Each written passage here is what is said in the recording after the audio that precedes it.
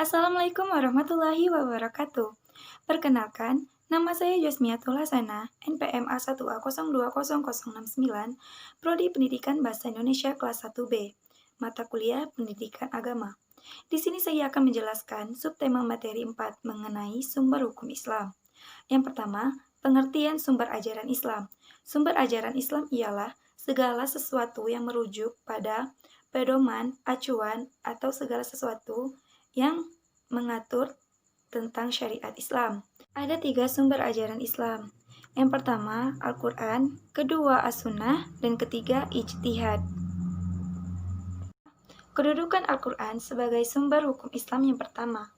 Kedudukan Al-Quran sebagai sumber hukum Islam adalah yang paling utama, karena isi Al-Quran mengandung firman Allah Subhanahu wa Ta'ala yang sudah pasti kebenaran dan terbukti bermanfaat jika diamalkan dalam kehidupan sehari-hari. 3. Keutamaan atau keistimewaan dalam mempelajari Al-Quran. 1. Mendapatkan pahala walaupun tidak lancar dalam membacanya. 2. Memperoleh kemuliaan. 3. Menenteramkan hati para pembacanya. 4. Membaca Al-Quran adalah ibadah agama yang paling agung. 5. Memperoleh kedudukan tinggi di surga. 6. Menjadi syafaat di hari kiamat. 7. Alul Quran akan menjadi keluarga Allah Subhanahu wa Ta'ala. 4. Pengertian as-sunnah dan pembagiannya. Pengertian as-sunnah yaitu jalan, perbuatan, atau cara yang terpuji. Dengan kata lain, as-sunnah ialah segala sesuatu perbuatan yang apabila dilakukan mendapat pahala, dan apabila tidak dilakukan tidak apa-apa. Dengan kata lain, tidak mendapat dosa dan tidak mendapat pahala. Pembagian as-sunnah menurut para ahli yaitu sunnah qauliyah, sunnah fi'liyah, dan sunnah takririyah. Dan menurut perawi-perawinya dari Rasulullah Shallallahu Alaihi Wasallam yaitu sunnah mutawatirah, sunnah masyurah, dan sunnah ahad. 5. Kedudukan as-sunnah sebagai sumber hukum Islam. Kedudukan as-sunnah sebagai sumber hukum Islam berada pada posisi kedua, sebab ia merupakan penjelas dari isi Al-Quran. 6. Fungsi as-sunnah terhadap Al-Quran. 1.